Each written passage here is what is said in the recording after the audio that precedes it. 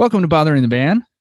My name is Ryan Bynek. With me, as always, is my steely-eyed producer, Abigail Ann Levy. Got to think of a new intro coming in season 3. But until then, we have a wonderful episode with our good friend, Randy Randall of the fantastic band No Age. Randy was the first person to agree to do our live show in LA in May of 2022. And also, Abby and I talk a lot about music being a time machine. No Age, Randy's band, just immediately brings me back to like 2004, being a college-age skateboarder in Orlando, Florida, and listening to his tunes on a fucking first-generation iPod. So this has come full circle. We talk so much pop culture. We don't even get to some of our dumb questions because we're shucking and jiving and vibing so much. And this has been a fantastic episode. Abby, am I missing anything? Not at all. Ladies and gentlemen, Bothering the Band with Randy Randall of No Age.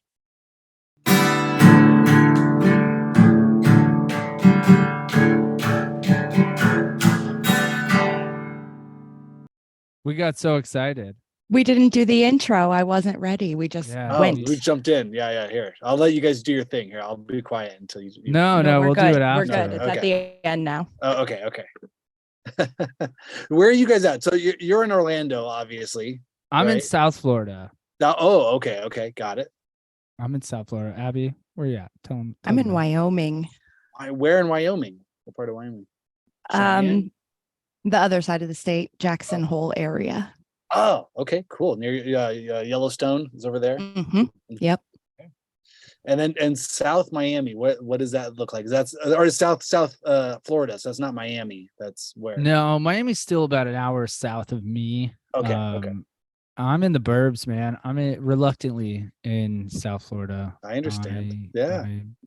I'm not a huge fan, but this is where life and fatherhood has brought me. Yeah. So you play the cards you've been dealt. Yes. And you got South Florida cards. Yeah. I mean, if I wish it were anywhere else, pretty much. Omaha. I don't care. Omaha's not bad. Yeah. Wyoming's pretty good.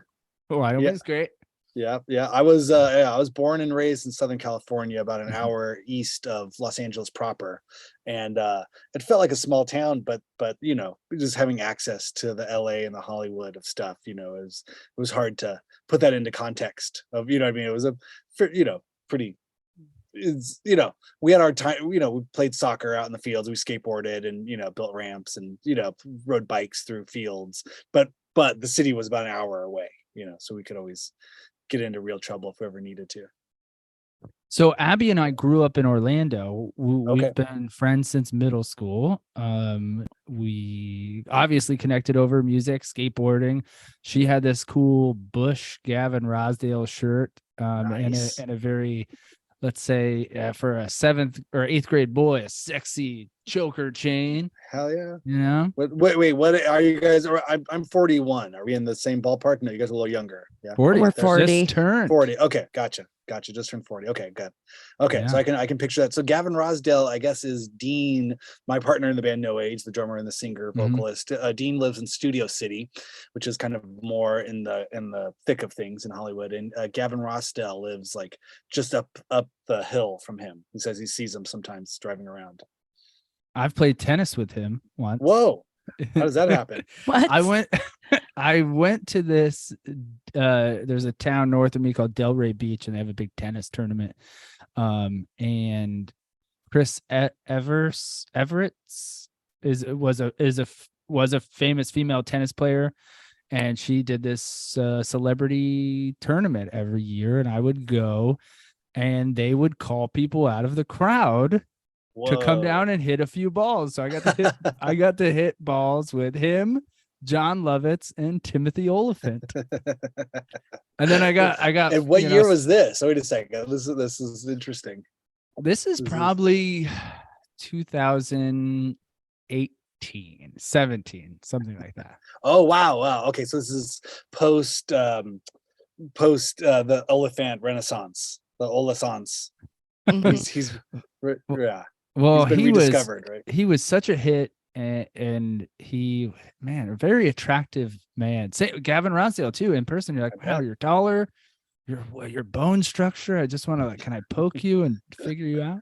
Is real. So being in LA, right? Yeah, with lots of celebrity run-ins. There's a trampoline park not very far from here where our kids like to go. I have a 3-year-old and an 8-year-old, and it starts with a birthday party, and you go, and everyone's jumping and getting hurt, and it's fun, and then eventually you find yourself going, all the time, and then sometimes you bring the kids, and then we were there once, and there was this. So I guess one time we saw Ed Norton.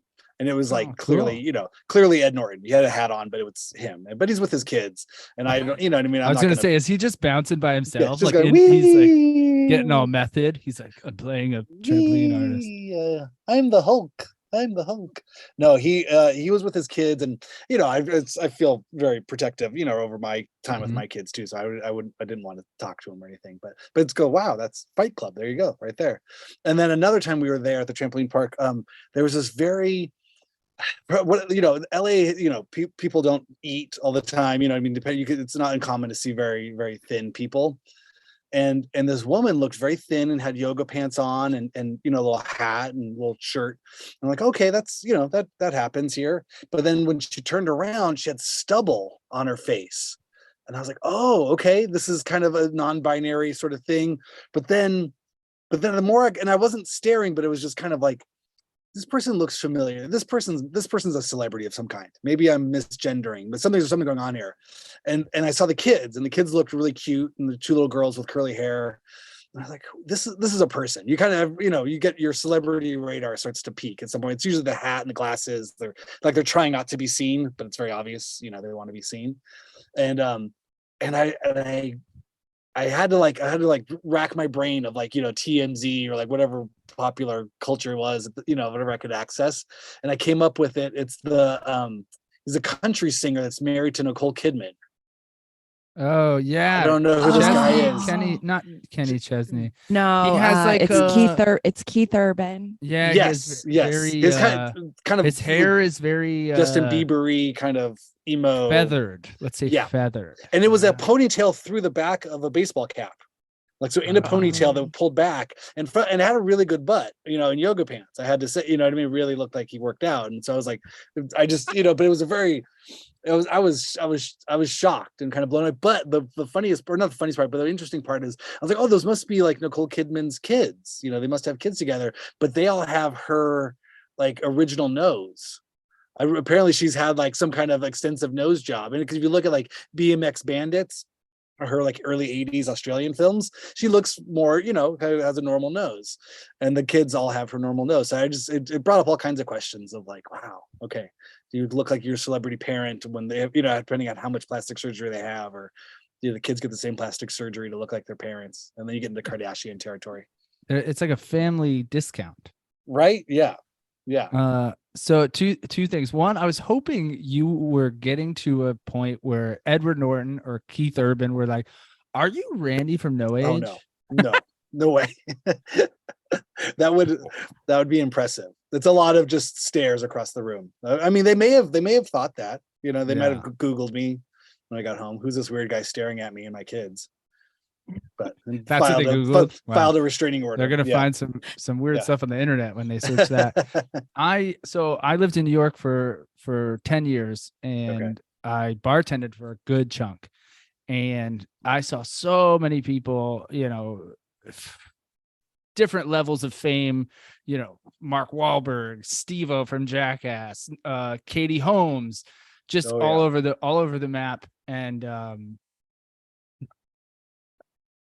this is what I was getting at. Katie Holmes was in my restaurant with her and Tom's kids, and Tom's oldest son with Nicole Kidman.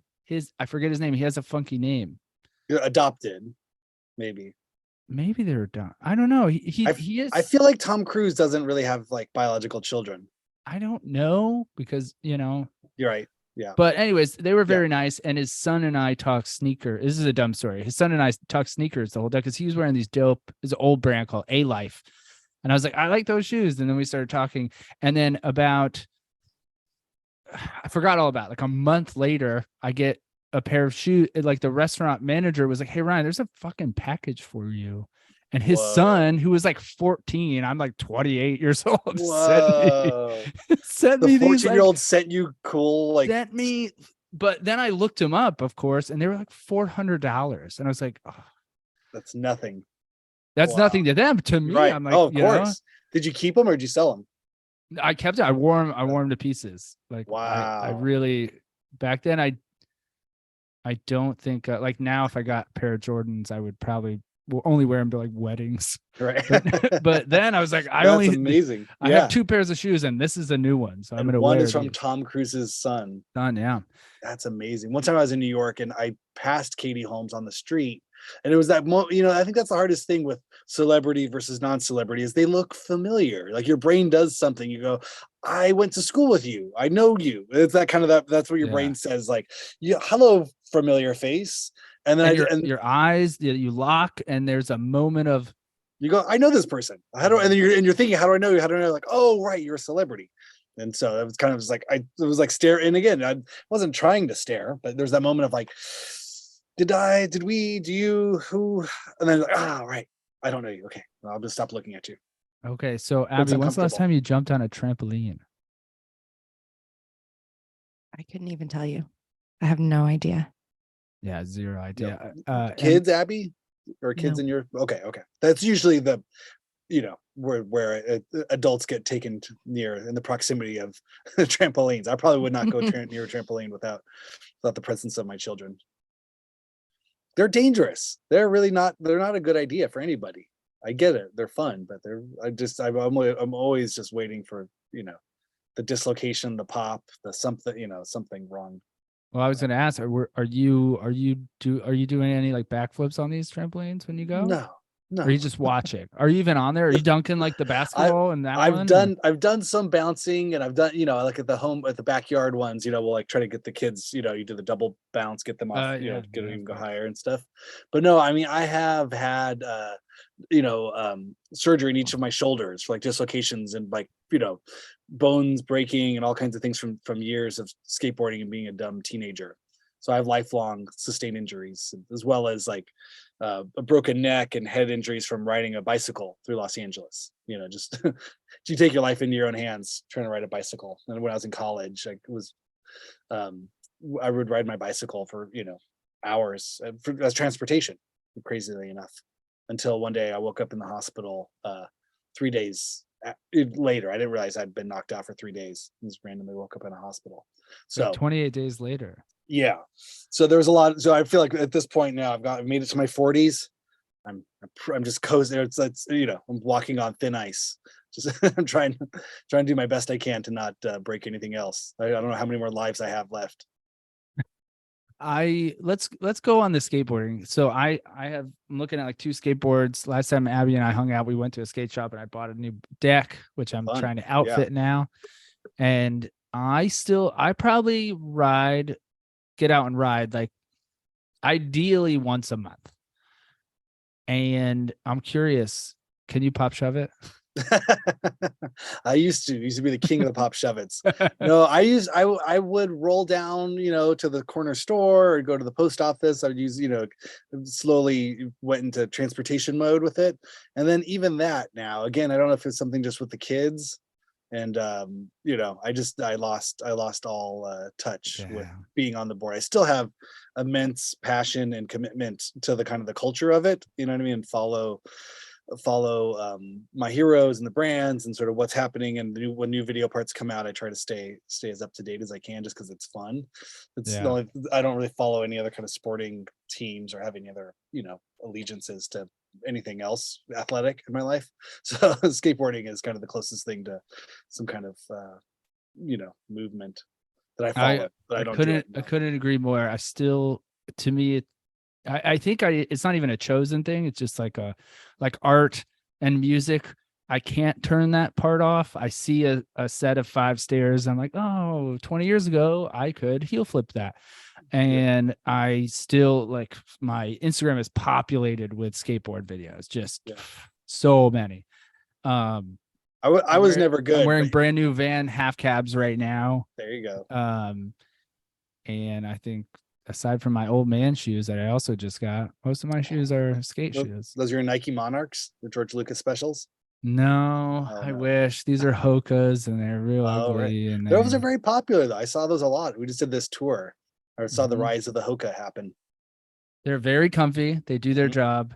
They look like a cross between a challenged person and an old man. Yeah. Yeah. No, but I think it's a look though. It's the chunky sole. I think Yes. I think it goes into fashion world too.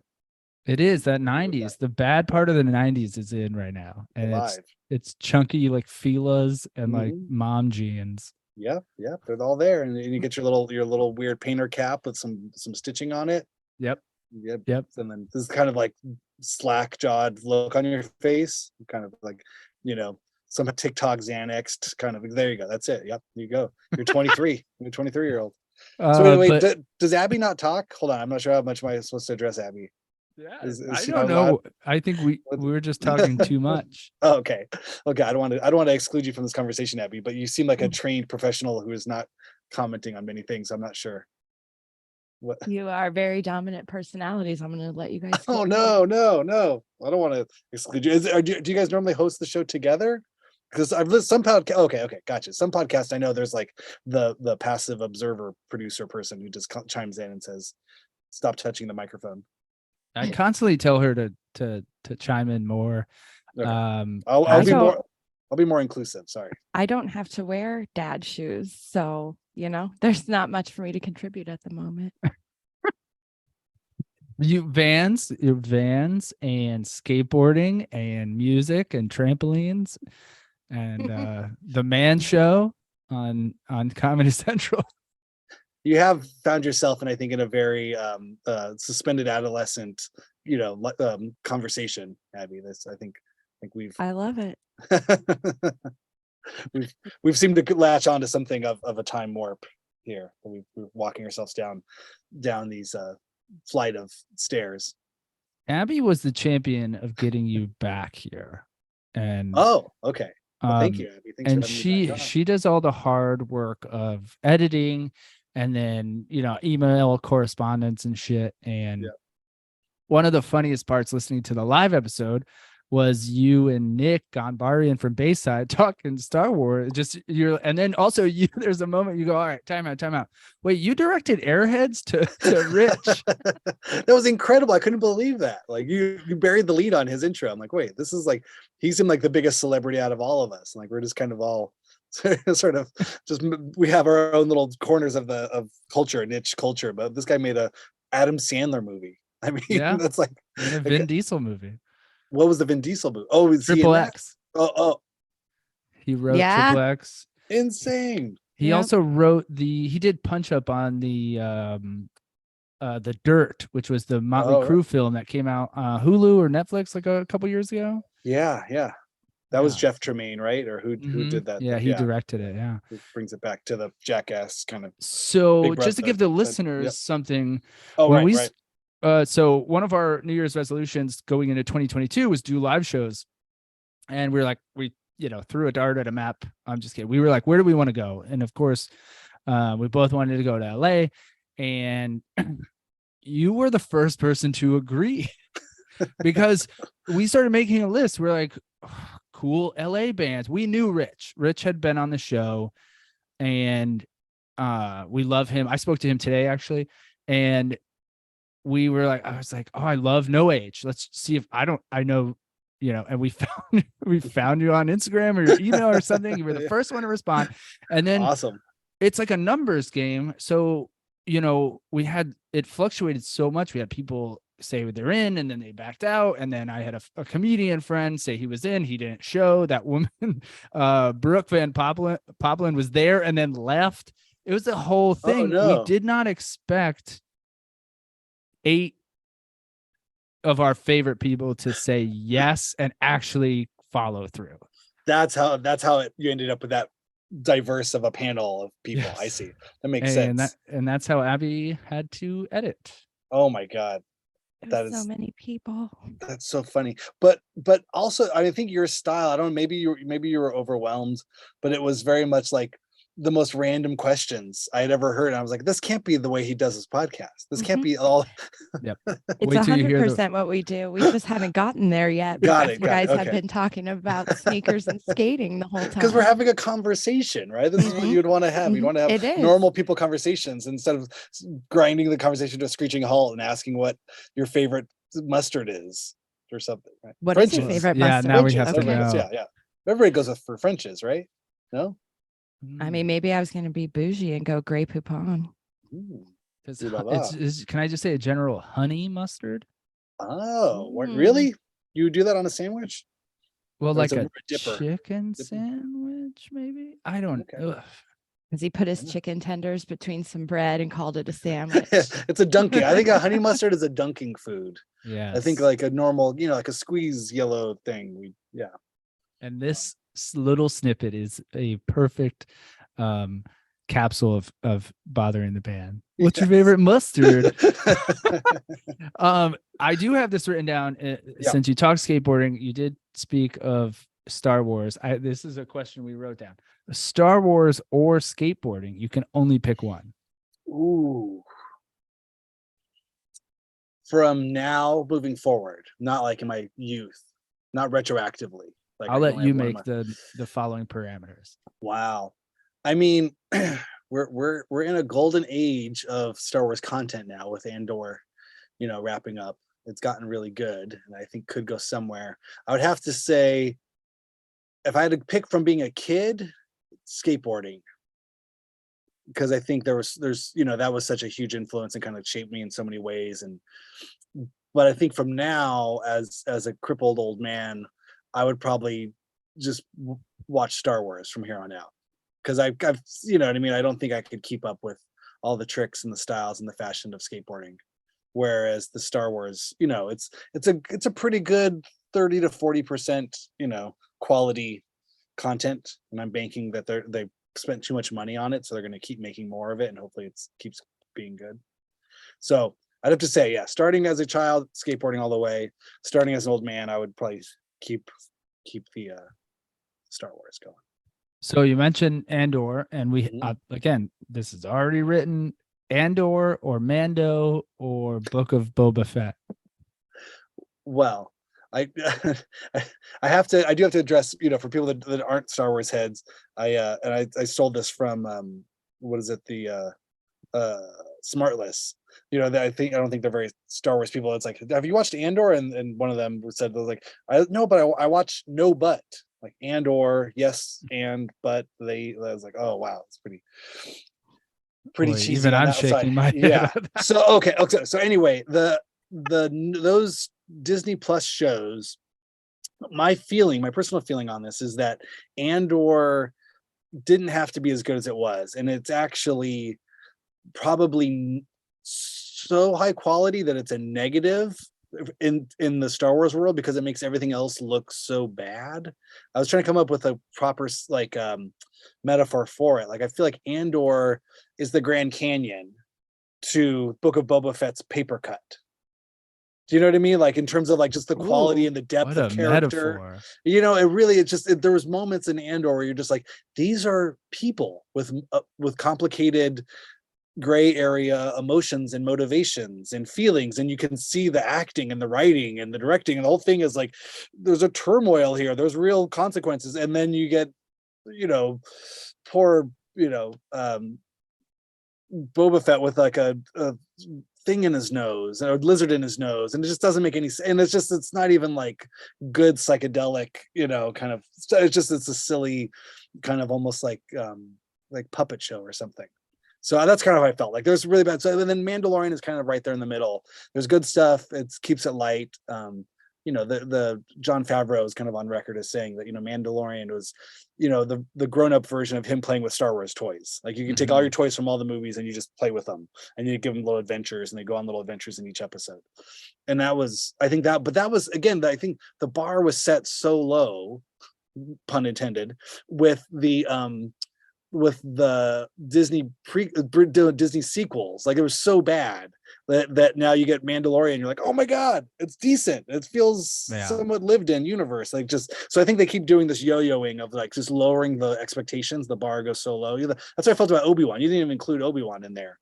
Oh yeah, fuck. Because and I liked Obi-Wan. It was good. Again, after Book of Boba Fett, that looked pretty good. They're like, okay, right, in comparison of the universe, so I think it's been really diverse like that. And I just think if Andor is any indication of what they can do, now they've seen it, they've seen real characters with real emotions and backstories, it could be really exciting if they keep going that direction, or at least even if they dial it back 60%, they're still gonna have something that's way better than anything they've had before.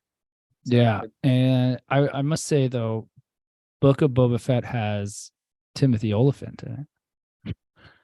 That is true. Nice callback. Yeah. And good. And Obi-Wan has Flea. Sure. Yeah. To what end does that? You know what I mean? Like again, I'm just just calling out cameos. Yeah. Yes. Yeah. Kamal Nanjiani.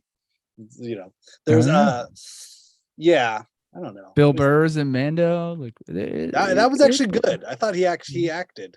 I believed his Boston accent. He's from the planet of Somerville or somewhere. Yeah. So Abby and I, if you looked at our text messages, it's like a lot of bothering the band stuff, obviously, and then it is sports and pop culture. However, I don't think we've ever talked about any Star Wars stuff. Are you a Star Wars fan?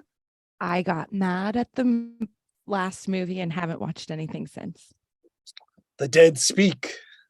I was out with that on the crawl. The Rise of Skywalker. Yeah. Garbage from second one. So I haven't seen anything since. Everybody says I should. Now I'm so far behind. I'm just like, Ever since I was out, like everything was downhill after the Phantom Menace. Yeah. Once that dawns on you, right? If you're of our age, like what's after that 99 kind of like the first 2 or 3 times, the first 2 or 3 months, like it's actually not good. Oh, wait, I fooled myself for the first few months, and I watched it a number of times and I'm like, oh no, this isn't good. Do either of you remember the story I told on the live podcast about me seeing Phantom Menace? No, why would we remember that? Because I paid to see it in pennies. Oh, that's right. It was like $7, so it's 700 pennies. I plopped it down. I also, and I'm curious what you both think, I confused, especially when I was younger, I confused confusion with good, because I was like, oh, this is so smart. It's like the intergalactic civil war and politics. I was like, this has to be good. I don't understand any of it, but it has to be good because it's going over my head. Yeah. I worked at Taco Bell when those movies came out, and they did all the big promos. That was a lot of fun. At some point, I had a lot of collectibles, and then at some point in the move, I was like, "Why did I save this crap?" And I threw it all away. That's probably the right decision. I think it's okay. Yeah, the prequels were really tough. I follow a lot of fan communities, and there's been a reignition of excitement around that stuff. But it's I don't know. It's just hard. Yeah, I know. Between you and Nick, our other Instagram feed, depending on what time of year it is, one of you fuckers is dressing up. Yep. Yeah. Well, yeah. My oldest has staunchly rejected Star Wars. Okay. So I took him to the Star Wars celebration, and he lasted about 20 minutes and just demanded to go home. So it was really, I was like, okay, I'm not going to do this to him. If he's not into it, what are you going to do? So it's I do it for myself. I was hoping I could pass on the mantle, but he tries. We'll put something on, like, hey Dad, do you want to watch Star Wars? And I know he like wants something, like that's his, he wants to he's gonna ask for a toy or for a video game or for candy or something when he starts buttering me up with Star Wars, like, hey Dad, look, Star Wars. I'm like, what are you angling for? You want something? Oh man, you just blew my mind because my daughter will do that with like, look, that person's wearing a Yankees shirt. Now I'm like trying to put pieces together. There you go. I played No Age for her today because Oh, she takes guitar lessons. She's 8 as well. cool. And I was driving, and I'm just a old school person. I try to get it in the mindset. So like all day, just random. Put on No Age on Spotify, random. And I will say, and this is a win, she didn't ask to turn it off. And Immediately. she is a very vocal, and things I've been certain, I'm like, you are going to like this. And she has been like, nope, turn it off. And I'm like, okay. But this, we rode 20-minute drive to guitar, 20-minute to pizza. Wow. And then So she made it on the random, she made it through. That's incredible. That's more than my kids would do. My kids wouldn't listen to more than 2 seconds of, I think, any of our songs. I've tried. I know it from experience. My kids are very opinionated, and they love like kids soundtracks of things. If it's on a kids movie, kids TV show, kids anything, they'll put it on their playlist. Like we have a running playlist for them. And that's it. That's all there is. There's no nothing else. Like, this is Stevie Wonder, this is the Beatles, this is the Beastie Boys, and I'm like, nope, not getting through to them. The second one of those songs is covered by somebody in a troll costume or something, that they love it. It's their favorite song ever. Yeah. How about Snoop Dogg for kids? No, I haven't done it. Have you heard it? Yes. Good. I just discovered this today. I've heard about this. Yeah. Cute little songs, and honestly, I'll probably listen to them for myself because they're very motivating and positive. Oh, that's awesome. Yeah, whatever you sent me today I was like, we're gonna have a great day. I was like, all right, Snoop, we're gonna have a yeah. I believe it. Recommend. Speaking of back to your music, and this is just a personal observation. Abby and I talked about this a little bit, and I'm curious what you think. I get specifically the new record, I get a very distinct a Velvet Underground vibe. Mm-hmm. Is that intentional? I think Dean went that way with his voice a few times. I think he kind of had a Lou Reed affectation somewhere in there. I think Velvet Underground has always been, a hugely influential band to me in my sort of journey of discovering music and stuff. I love Velvet Underground, and it's it's one of those bands that's like I almost can't listen to it because I've heard it so much. You know what I mean? Or like you've gone down the rabbit hole. Have you heard those Lou Reed like demo things that were just unearthed? Yeah, Numero Group did it. Oh my god, so good. It was a tape that he and John Cale made prior to starting the band, where they were like busking. Yeah. And they would just play these songs, and then he recorded it on like a 4-inch reel to reel, and then mailed it to himself. And it was still in the envelope. It was like a form of like kind of copywriting it, just to show that like you get a government stamp on the date and time when these things were created. And I think it was behind a painting or something in his library. I think Laurie Anderson has been going through. They donated his archives to, I think, the Public Library of New York. Yeah. And so I think there's been an archivist, as an archival sort of process going on there. And they found this envelope from the early 60s, and like, what is this? And they put it on, and it's hauntingly amazing, like how like proto kind of folk arrangements of some of these songs. Like that song Heroin is done in kind of this like finger picking sort of style. It's just like I heard it, I couldn't believe it. Well, I know what I'm doing with my night. I highly recommend that. Yeah, I mean, it was cool. The who does Joe Plummer on his Touring with the Bands, and his podcast feed, they talked to the guys from Numero Group. I think the record label put it out, and it was a cool, interesting kind of backstory to the whole thing, and the songs themselves are great. But this record, some Velvet Underground stuff. Yeah, this record took a lot of turns, and I think this record could have been 6 different records at any point if we'd finished it at those times. I think the pandemic, obviously hit everybody, and we were about, I would say, 3/4 done with this record when the pandemic hit. And then our practice space, we'd been in this building for 10 years, and that closed because of the pandemic. And I think everyone's just feeling the financial hardships, and the owners were going to sell the building.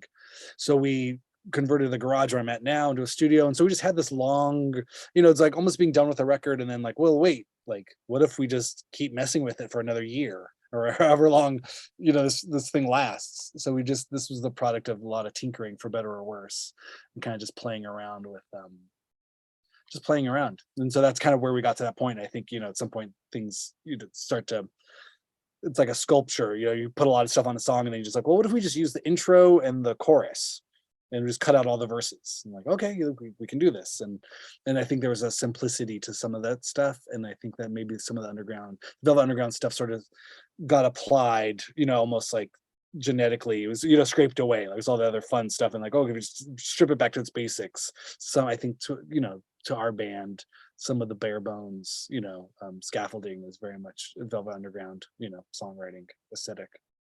Yeah, and it could be subconscious for you, but also for, as a fan of No Age and Velvet Underground, you do this audio matrixing of connecting dots. Totally. Tripped Out Before Scott, great song, great title of a song. Fuck, love it. And that song just hits, and I was like, man, this is taking me places that I didn't expect to go. So that's so sweet to hear. I mean, that was another funny one, in the sense that it was like just a weird finger picking riff that just it was like a kind of thing I'd warm up with or something. Not to like practice false modesty, but it was honestly just something that felt very kind of organic, and I was just playing it, and and then I and there was a drum. It was just kind of just sort of was one of those things that sort of came together to the point where I would almost be like, okay, now let's do the real song, kind of. And then Dean was like, no, that's the song. I'm like, just that thing? It's not even. I was just messing around. And so I think this record found us, sort of being looser with ideas like that. Where I would try to hold myself to some sort of higher standard, or I would go back and rewrite it and overwrite it, or work it to death, versus just letting it be this little like simple thing that it is, which I think again like belies the power of those kind of moments of like, yeah, don't overthink it, just kind of get out of your way. I think it's hard, we're a band that's going on 15 years of putting out music, which is an incredibly fortunate and blessed and lucky thing, that we've been able to do this for this long. But I think so with that comes all these weird trappings of getting complacent, or getting not necessarily lazy, but it's like we're battling ourselves, and at some point you turn into Primus or Rush or something. It's just you overthink this thing to like of X degree that just doesn't need to be there. So I think we're trying to pull ourselves back into something of just like, it's cool, just be cool. You don't have to. It's not a race or a challenge. Well, are you trying to find the like adolescent fun still, that like naivete and shit like that? I guess it wasn't even really something that was so consciously thought of as that, like, let's write a song like if we were kids, because I think then that becomes then as true, like a put on or something. It was more just I think just having a 4 terabyte hard drive and enough time, through the pandemic, to just be like, let's just keep messing with this. Let's just try things and look for. And then Dean's a really good editor on top of all of his other skills as a drummer and vocalist and writer. He's a great editor, where I think I always think of myself as like a synthesizer or a synthesis. Like I love to create things, but I don't really know how to edit them or know how to like curate them in a way, but I can throw a lot of stuff at Dean, and he's pretty good, and we've worked this kind of working partnership out over the years. Like I'm just going to keep making a bunch of stuff, and he'll pick out like the few things he likes, and I'll go, and I won't be mad at it. It's like, cool, that's great, let's go for that. Let's if that's the area, that's the direction you're interested in on first listen, then I can develop that further. But it kind of helps put my my overworking kind of brain into some kind of pattern. Like, okay, cool, here's a way to go. I kind of know exactly what you're talking about, that working relationship of throwing out crazy ideas and hoping someone is smart enough to kind of put it together. Wink, wink. I can't wink, so I have to say it. How can you not wink? I can't wink. What does that mean? I can't. Oh. You can't do like camera 1, camera 2. Can't do none of I don't know if you're doing it. Really, you're real scrunchy. But I mean, just if you had to, no. Oh wow. I mean, I don't know if I could do it either. This is a very visual medium to be practicing our winking in. I know, and listeners know we look like some kind of Popeye impersonator. We're just I'll pull screenshots. It'll be okay. Okay, good. Abby, I like that you're not winking when we're trying. I like that you're abstaining. I'm very much enjoying watching the faces the two of you are making, and then going, "Oh, I will not do that." Yeah. We're about 2 seconds away from trying to lick our elbow. This is like this is the level of entertainment that this conversation has devolved into. Welcome to bothering the band. I apologize. It's all me. All right, let's ask some real dumb questions. Okay, good. Who's the last person you helped? Oh, I mean, besides us and doing this pod. Oh no. I mean, and recording my kids, I guess, right? I mean, that almost doesn't count. I don't know. I like helping people. What did I do? Oh, there was a woman who couldn't get something off of the top shelf. It was a bag of Lay's potato chips. And so I was walking by and I was like, "Oh, do you need help?" I'm not particularly tall, but I was taller than her. And so I was qualified to do that. So I got her some chips. Well, two things, and this is my journalistic duty. Mm-hmm. What flavor of chips? There were the yellow ones. So the original. Yeah. And then also, this is for Abby because I know she's thinking, how tall are you? 5'11". Okay. I so badly want to say 6 foot. My whole life, I've always wanted to say 6 foot. And every time I would go to the doctor and you get measured, it's been since, I don't know, 16 or whatever, however tall you get, 17. And I was like, can we just say 6? Could just do that? And then this is, from what I can read on the internet, this has become a thing now. Yeah. Men lie about their height. Of course. Yeah. I say I am 6 foot if I stand up straight, which I have never done. Right. So yeah. I'm probably 5'11" as well. Yeah. Because I'm always hunched. So. Oh yeah, it's terrible. Always hunched. Such a dumb. Okay. Always be hunching. That's the new the new hashtag. Mm-hmm. Bothering the band. Never not hunching. Always be hunching. I'm writing that down. With an apostrophe at the end. There we go, right? Yep. Always be hunching, bro. This is a real stupid question. Picking scabs, popping blisters, or popping pimples, or you just leave them be. Let's say you have a giant pimple. You popping that sucker, or you leaving it be? If it's to the point where there's a white head on it, yeah, I'm popping it. Okay. If it's just red and kind of angry looking, no, leave it alone. Fair enough. It's got to look like it's ready to go for me to put any pressure on it.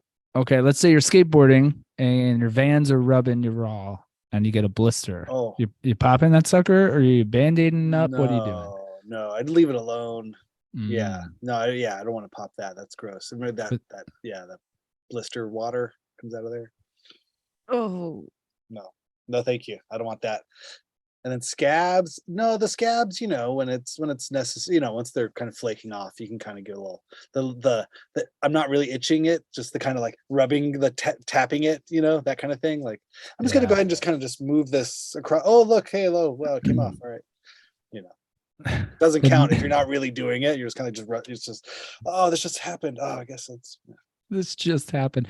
The name of a song on your next record has to be Blister Water. Blister Water, yeah. I think that's how a lot of I've kept a list of weird things, kind of that are like said on the road, or names of things. And I wonder if I have anything here. It's definitely been something we've used this isn't, my face code isn't recognizing me, but I think that's where the title Snares Like a Haircut came from. It was from a tour, from a long drive, where I don't have anything good here. Where's my? Sometimes there's like names of things. You ever play that game? Like, oh, that'd be a good band name. Yeah, of course. I just got a new update. None of these things make sense on here. I can't find it. But anyway, Snares Like a Haircut. Sorry, what was that? Ryan will launch into his 20-minute tirade about updating everything and how it screws everything up, and you should never do it. I try to not. I don't update any of these computers I'm on, but the phone, it just sort of happens to you. You don't realize. You wake up one morning and the whole thing is like flipped around. Oh, okay. I guess I'm doing that now. I don't mind the update. It's why do they have to redesign shit? They're moving buttons and stuff. Just leave the UI. They UX. made the clock bigger. That's all they did. No. The notifications come from the bottom now, and you can't switch it. Okay. I know. I need to fix. Yeah, that should be a whole other show, like how to fix things that someone else broke. But Snares Like a Haircut. The vibe on that one was we were driving and we were talking. You know, you talk about music and there was a thing that was about like a snare sound really gives away a time of when a record is made. Like, you know, in the 80s, there was like the reverse gated reverb kind of snares things, you know, like Phil Collins or even Born in the USA has that, you know, real big, like, Yeah. And then, you know, the 60s kind of have their, you know, sort of Motown sort of in the pocket snare sounds, and 90s, and especially you get into, you know, hardcore or metal or these kinds of things, snare sounds are real. So we noticed that, you know, similar to looking at a photograph, you know, the fashions can sometimes, you know, you can cheat a fashion, you know, or you go like, oh, we're going from the 70s into the 80s, but that it just didn't just turn into the 80s. You have a lot of holdovers. So people are still dressing like the 70s with the raglans and kind of flared pants and stuff still long into the, you know, till 1985, 86.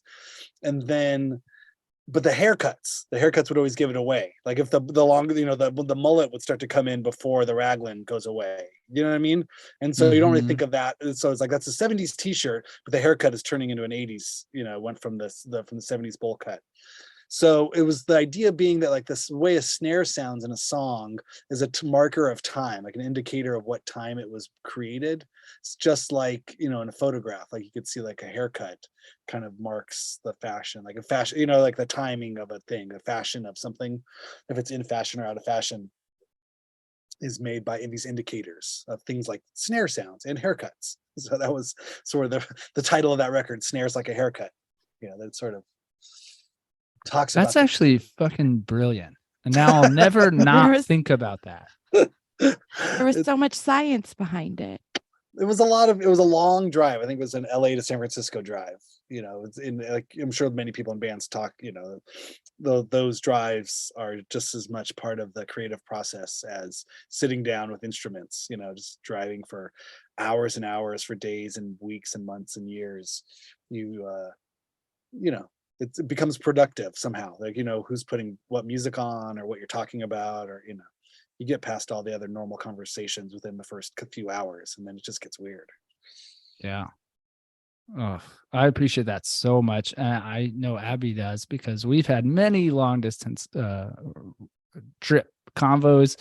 I also love that. That's another thing we like to hear on the pod is, you know, the creative process that isn't the surface creative process. You know, it's the living of the life that bleeds over and translates into music, which as a music nerd who can't play music, I love. Yeah, well, that's a good question. What made you guys start this podcast? Why? We can't play music. Okay. No, tell them the real reason. Because we want to hang out with our favorite people and ask really ridiculous questions. And Ryan used to do this as a written thing, and someone was like, you should do a podcast. And then the next day I had to learn how to make a podcast. That's great. And we're almost on season 3. Wow. And so when you say a written thing, like you had a blog or you did it for a weekly or? There was a music publication in Nashville called Fusion Press. Shout out to them. They're still kicking in some form or other. Kicking something? They're kicking something. And a friend of a friend was like, hey, you should write for them. And this sounds snobby or whatever, but I am at a point in my life, career, whatever, what have you, that I was like, I'm only going to do things I want to do. And so I threw him this, I was like, I want to ask bands, because they were like, we want you to do album reviews and shit. And I was like, I don't want to do that. And I was like, I want to ask bands really stupid questions. And it was fun. I got some great people on there. And then the natural progression, Abby and I are involved in this poetry workshop thing. And people there were like, including Abby, were like, you should do a podcast. And I was like, who wants to help me do this? And not only did Abby step up to the plate, she really, it just changed the whole fucking game and made it professional and gave us a direction. And she was in the background for a long time. And I was like, I think the guests responded when she started chiming in and making jokes and just, you know, having whatever. And I was like, every good show has two people, like Conan has Andy, and it's just, I was like, I think you should be like on. And it took some pestering, but she finally agreed. And then in terms of the bands you book, is it a conversation between two of you? Like, do you guys both have to agree on it, or some guests more Abby's and some more Ryan's, or what? How do you guys figure that one out? All of the above. Okay. I mean, it helps that our musical interests align. They pretty well. So okay. So it's not a hard stretch. You never pitch something to him and he's like, I don't know. You have to ask him all the questions. I don't know how to talk to that person. No, or vice versa. No, always vice versa. Oh, okay. He has to. I'm not good at that part. That's Ryan's job. But you like the administrative part of it, the scheduling, I do. and putting it together. Okay. And I'm sure there's a lot of magic that happens after the microphones are off. That it's all on you. Yeah, and then we have to, because she will listen, we have to give a shout out. There's a third member of our team, Enid, who does all the graphics and the that branding side of things. So logo, Enid, graphics. Yep. What's up, Enid? She's the best. Killing it. Awesome. And it started like, I think Abby's like not hitting on that. We legit were just like, how do we become friends with our favorite bands? Yeah.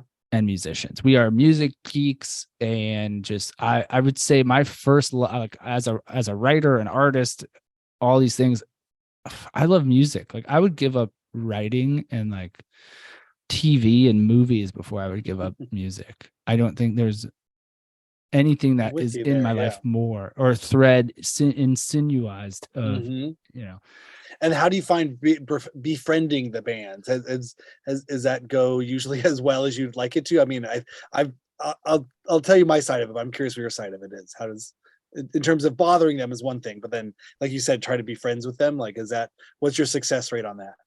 Well, we got you back. That counts. Yeah. And Ryan talked to Rich Wilkes today. Yep. Who's that? I don't know who that is. Well, that was Airheads guy. Oh, right. Okay, gotcha. Yep. Okay, so there's there's long-term communication, which counts. I think I've had this conundrum in my life, and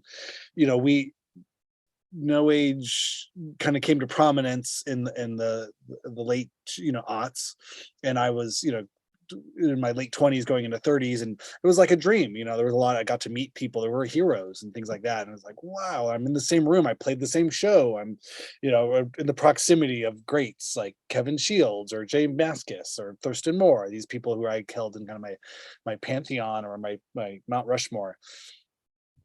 But it was the kind of thing too, I'm like, well, that's all I wanted to do. I just wanted to shake your hand. I don't really have much more to say, although that's not true. I would say more, but now it's just awkward. Now we're just standing around like, so guitar, right? Yeah, you play guitar, I play guitar. Okay. I'm just dying inside. Like, okay, can I get a selfie? Okay, we got the selfie. Now then it's like, now I'm just really like, I have to leave this room. Like, where do I put my hands? Yeah. Oh, I had no clue what to do. And even to the point where like, somebody be nice enough to like, oh, let's exchange phone numbers or emails, these kinds of things. And I was like, oh, okay, that sounds great. Like, I'm never going to call them. I'm never going to email them. I don't want to do that. Like, I can't. And I realize that's the thing. Like, I don't know if I could really be friends if it didn't just happen naturally. You know what I mean? But I think the podcast has a construct to it. You know what I mean? It's an interview. It's a, hey, help me out with my thing. I'm doing a thing. You should be part of it. There's a let's put on the show Muppets kind of let's save the day kind of thing, and doing a podcast or being a guest on the podcast, which I think is endearing and can sort of serve as a functionality to have these interactions versus just being another band on the bill standing around backstage. Like, it's a lot of I wish, but you would think the opposite would be true, right? You think that's like, oh, you guys are so cool, just hanging out backstage and drinking beers, smoking weed. It's like, yeah, it's not. It's a lot of just people standing around. That's how I always imagined it. Don't ruin it. Well, oh man, there was one All Tomorrow's parties, those festivals they'd have, and they had them here in the States, but mostly in England, where my Blake Valentine, who was a huge influence and a huge band for me in my life. A band that I never thought I'd get to see play, let alone have to go on after at like 2 a.m. in the morning, which you realize is like the worst. You know what I mean? It's a real gutter dick move of lineup thing. But I was such a fan. I said, that sounds great. I'll do that. That's great. You just play the backs of people's heads as they walk away and they're just going somewhere else. That's still fine. It was magical and amazing. And then afterwards, then there's chalets, these small little apartments that they put the bands up in, and they're like, oh, you should come to the after party. And I think they gave the My Bloody Valentine crew just their own chalet to hang out with whoever, and we got invited back. And again, it's just like, oh, okay, this is specifically the moment I was thinking of, and I don't know where I was at the moment, but definitely didn't smoke weed, and there was a lot of weed being smoked. And I kind of like walked into a room and it was just like, oh, okay. All right then. I felt like Jim Carrey and Dumb and Dumber, like, well, big gulps, huh? Just kind of walked away, like, see you later. All right, yeah, see you later. well, I guess that's the way that goes. And you're kind of like standing there, like I'm, walking to a room with Jay Mascis and Kevin Shields. I'm like, just thought I'd stand here too. We're just some guys standing around. Guys, right? Guys? No? Okay. I'm just gonna go and see myself out. Go ahead and fuck myself right here. But what are you gonna do? And then then you run into them multiple times after that, and at least there's some shared. Hey, remember me? I'm the guy that stood by you at that point, and we're standing by you again. But I don't know. I couldn't really. Maybe just one of those things that I don't know. I had no construct. Maybe if I had a podcast, I could say, you should be on my podcast. Well, you're good at this. You should get it going. You should have a podcast. Yeah. Maybe I should have a podcast. You should definitely well, let me backtrack here. So okay. We do have a couple, let's say, rules that we do stick by. One is be polite. Like when we do our outreach, it's please, it's thank you. I know it's a simple ask, and if we get a no, that's it. For a name bothering the band, you don't really bother the band if they say no. We ask stupid questions, and then there's a promise that we're never going to ask you about politics, your fucking family, anything personal, unless it naturally comes up or we feel close enough to do it. And then also, we really don't give a shit about like hardships or inspiration like that. You're not trying to get anybody to cry, because. And I think that breaks down the wall of, that professional musicians have of putting up that wall of, okay, these are silly questions. And so on that end, yes, these are silly questions. So it breaks down the wall. But then on our end as fans, I think it allows us to get to know our favorite bands more by asking them their favorite things, their least favorite things, the last time they spilled some shit on themselves, stuff like that. Because it does, by breaking down the wall, it brings out those real personable aspects of every human. And by we're saying we want to be friends with our favorite musicians, and that is not a forced thing. That is right. That has happened very select few. And it is a mutual thing. Shout out to Sean Barna, it's Nick on Bar. These things that just kind of, all right, we have the similar sensibilities. Abby has fucking David Cross's phone number. Speaking of phone numbers, how was he? Was he prickly, or is he really sweet and nice and cuddle teddy bear? In all honesty, he was prickly, but he was sweet. Yeah. This is a mix. Yeah. Mm-hmm. He's a professional, right? I mean, he's done this thing for so long. Like, he did our live show in New York, so he did our. Incredible. He did the recorded podcast, and then we were like, "Oh, you live in Brooklyn? We're going to be doing a show in Brooklyn in like a month." And he goes, "If I'm around, I'll do it." And we're like, "Huge, oh, okay." And then, if I'm around, but then he booked our venue 5 days before our show for his own solo thing. Yeah. Oh, okay. He was like, "Where are you doing it at?" We're like, Littlefield. Okay. And, but then he did come back. He came back. He did. Yeah. He rode his bike. He did.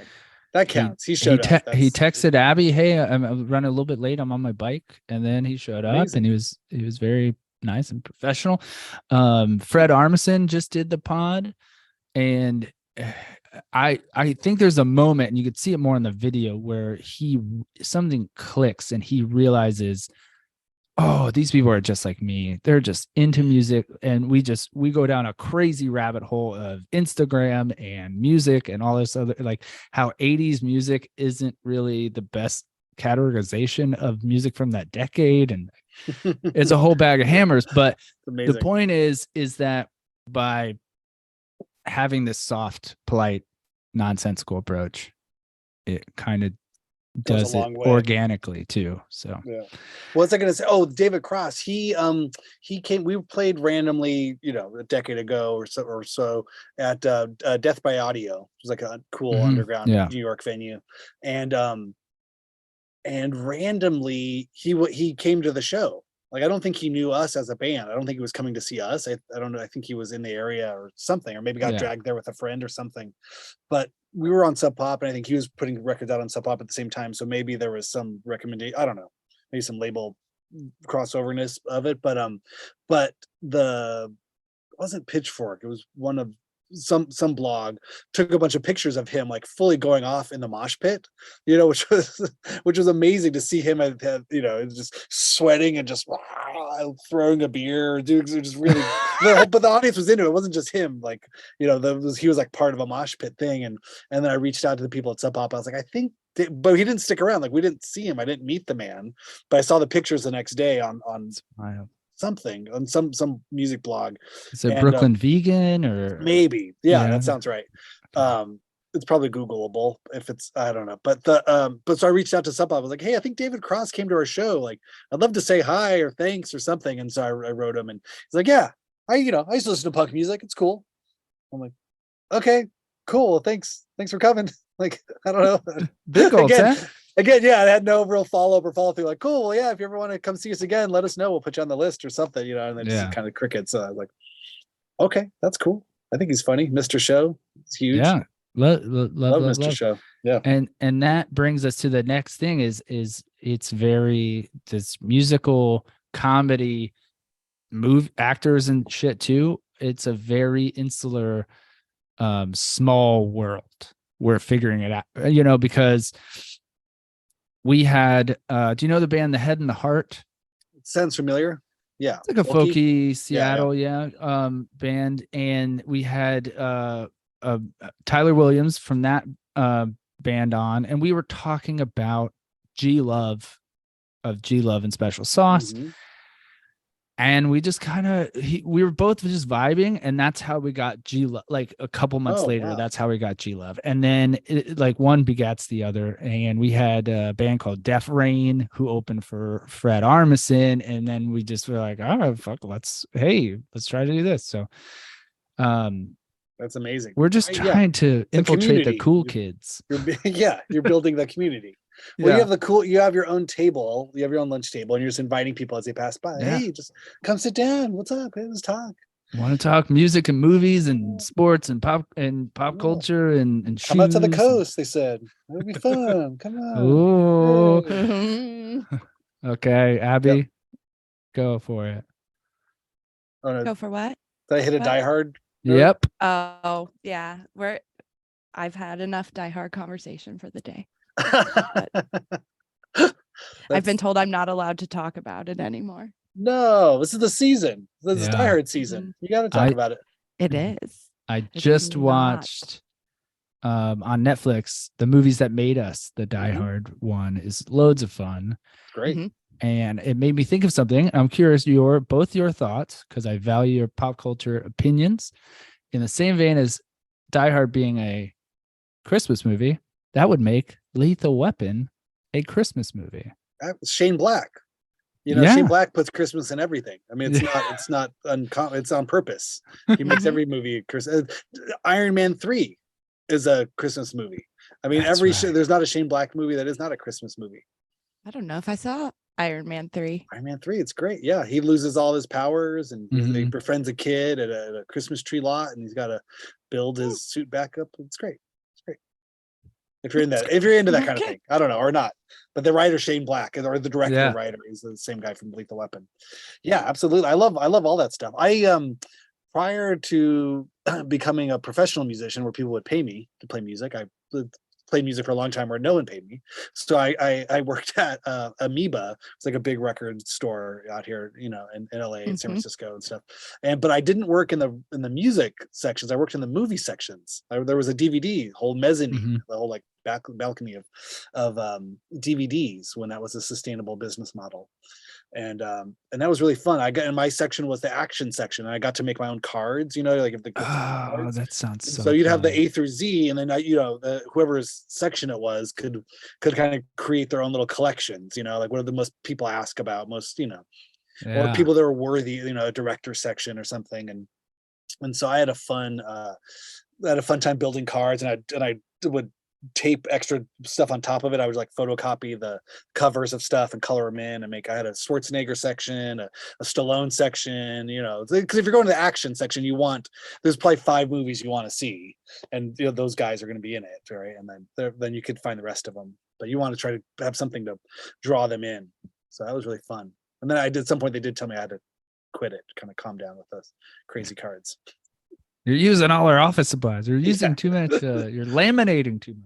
That was what it was. Yeah. But I had fun. But also, I worked at a video store before that, and worked at the cool like art house movie theaters and stuff. And that was a lot of fun.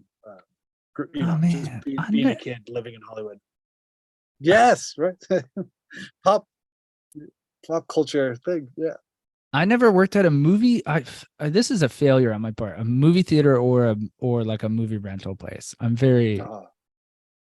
I don't know why. There was no reason. If I could go back in time, I should tell young Ryan, like, go. What are you doing? They're great jobs for teenagers and young 20s somethings. There's a lot of fun, especially in LA.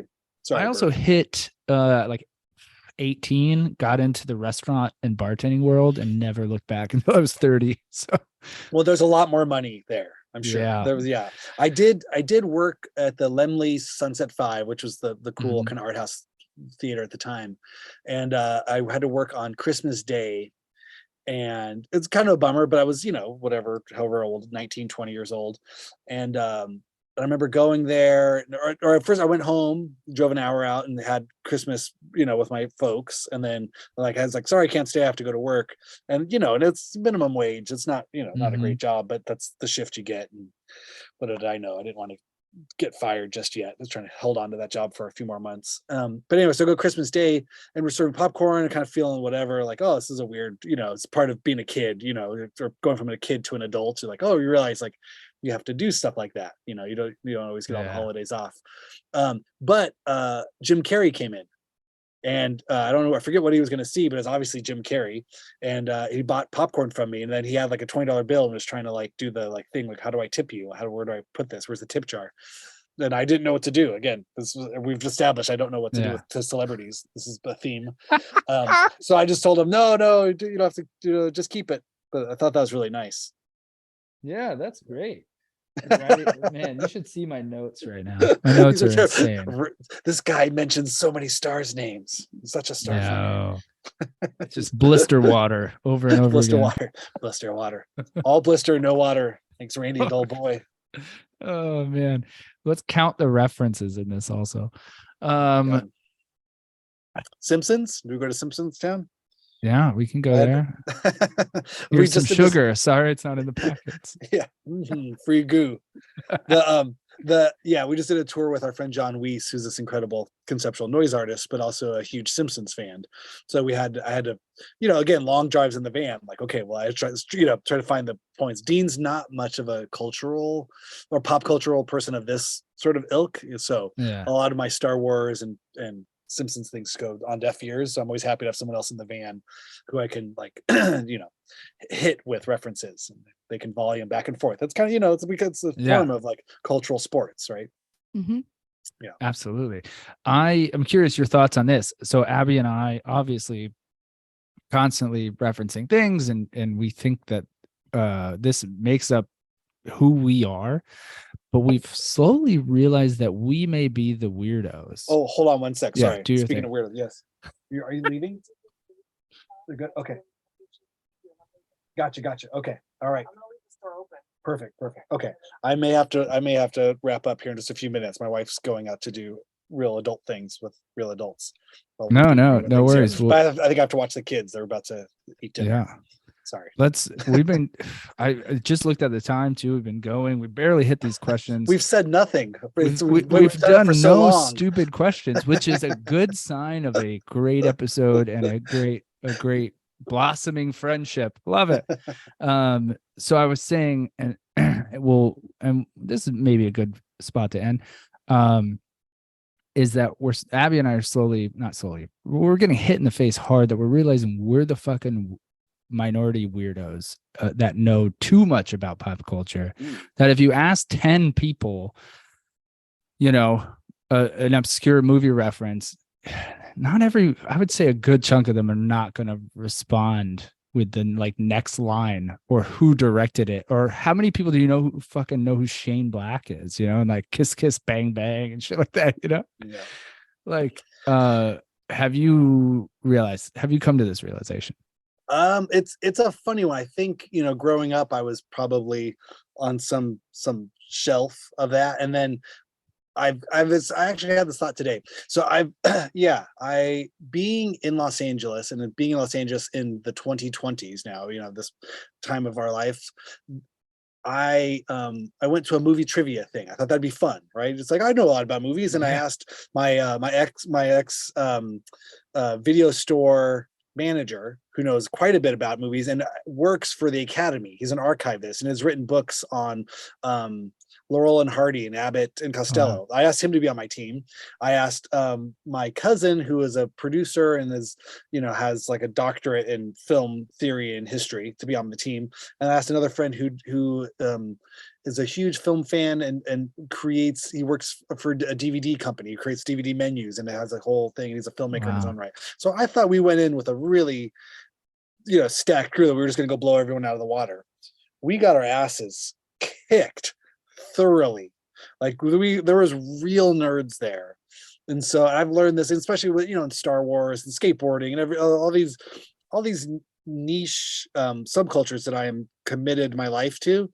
I am but a peon and I have a wide breadth of a lot of things. I think if I didn't have all these other scattered interests, I could commit the time to be a real nerd in one subject, but because I keep jumping around and I play guitar and have children and do things like this that really prevent me from plunging the depths of real nerddom that I come across here, whether it's Los Angeles or even online forums and podcast world. I'm constantly reminded how shallow but that being said, but I will speak to people at times and they'll say, you have a problem. This is some form of social malady you have. I think it's a form of smarts.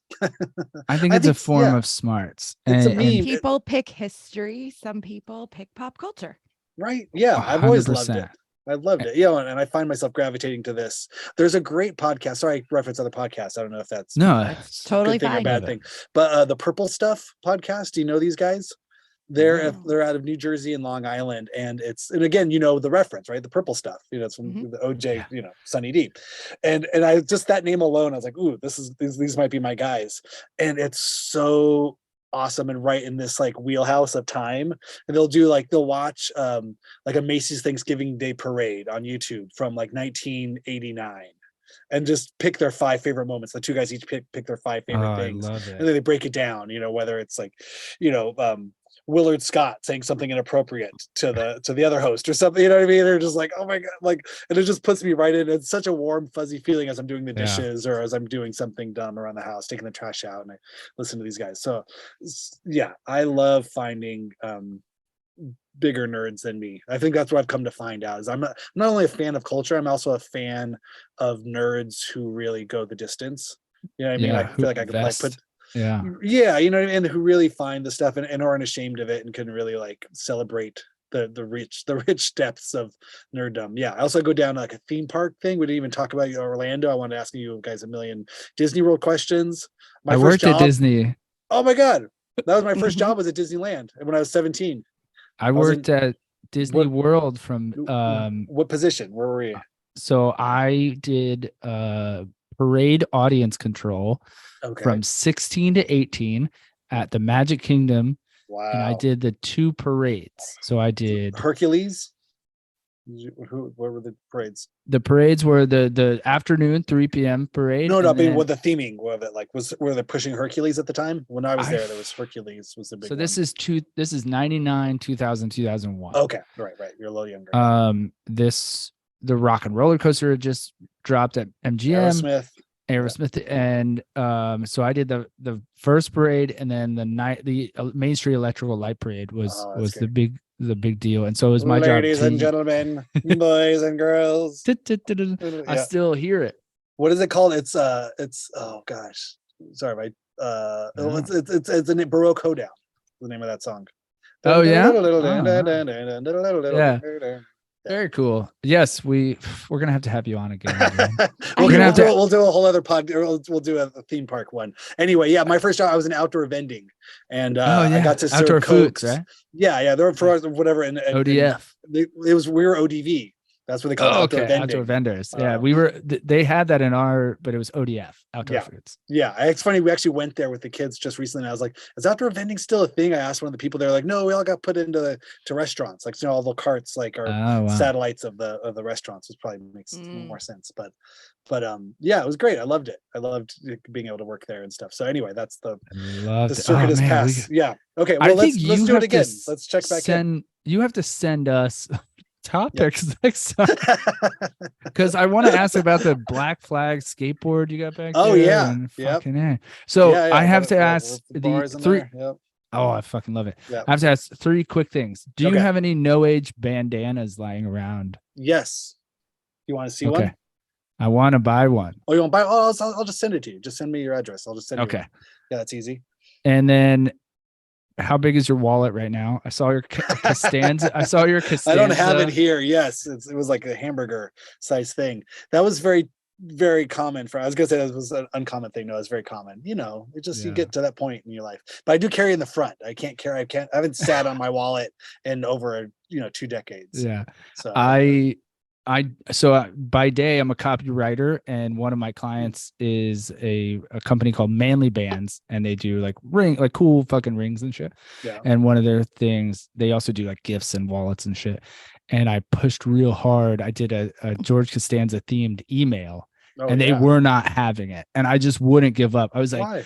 Because on their end, they're very nerdy, Copyright? No, they were in the same vein of like nerdy dads. That's what I try to push them, their demo, and they were like, I don't know if this fits, and I was like, trust me, this is it. Like everyone will love this reference, and it did pretty well. So I got vindicated. Good. And then I saw your shit. This was very recent. And then for Abby here, what song do you want us to use at the end of the episode? Ooh, I really love Slow Motion Shadow. That's off of People Helping People. It's a cool, weird 4-track kind of Frankenstein of a song that I took a drum part that Dean had that I'd soloed over it probably 2 years before. We were just messing around. Again, this is part of the mess around theme of this record. We just set up mics and we're just recording, and I was just playing these weird solos over Dean just playing drums, and it wasn't really a song. It was just kind of noodling. And then 2 years later, during the pandemic, I'm locked down, I'm reviewing and scrubbing through tracks, and I'm like, ooh, there's something here. And so I found portions of it where I would just play like one long note. Like, cool, those can be all the verses. And then when I do little weedlies, like those will be the intro, bridge, chorus, back, and then back to verses. So I kind of chopped it up, and it sounded good, but I wanted to sort of like put it in the box. So I dumped it to this Tascam 4-track that I've had since I was 14. And then kind of compressed it. And then it became this like guided by voices sort of vibe. Oh, and I did this big harmonized, like, anthemic kind of like rhythm guitar track to it. And then I slowed it down a little bit and became this cool B1000, B1000 sort of like vibey thing. And Dean really dug it. So again, one of the 10 things I showed him that week of stuff I'd worked on while we were, hibernating separately. And And so we picked that one out of the bundle, and then we had to get his voice. He wrote lyrics, and I had to kind of squish that into like the 4-track kind of vibe too. So it was a fun, weird, cool song. But we've been playing it every night on tour, and it's a really fun kind of spot, I think, on the record that I really dug what we pulled off there. If I could pat myself on my own back, please do, man. We could keep you forever. We know you have to go, and we can't thank you enough, man. Thank you. I appreciate it. No, thank you guys. This has been so much fun. And again, not to blow smoke up your butt, but this is exactly what we're trying to do. So thank you for awesome making it a reality. Oh, wait, everyone go follow No Age LA. It's on No Age on Instagram. It's No Age LA. Randy S. Randall, right? Yeah, Randy's Randall. Randy's Randall. It's my middle initials S for Steven. Randy Steven Randall. It's the only real name I have. He's 5'11". His middle name is Steven. He's wearing a Return of the Jedi shirt, and the man has got to go. But dude, this has been fucking a blast. And we'll probably be back in LA next year, and we'll have you on. Or we'll just go. We'd love to like buy you fucking coffee or go to a movie or something. I'm down. I'm here. Awesome. And I'll send you these files and stuff too. But yeah, thank you so much. I appreciate it. Yeah, dude. Thank you. Go do your thing, man. Really appreciate it. See ya. See ya. Bye. Bye.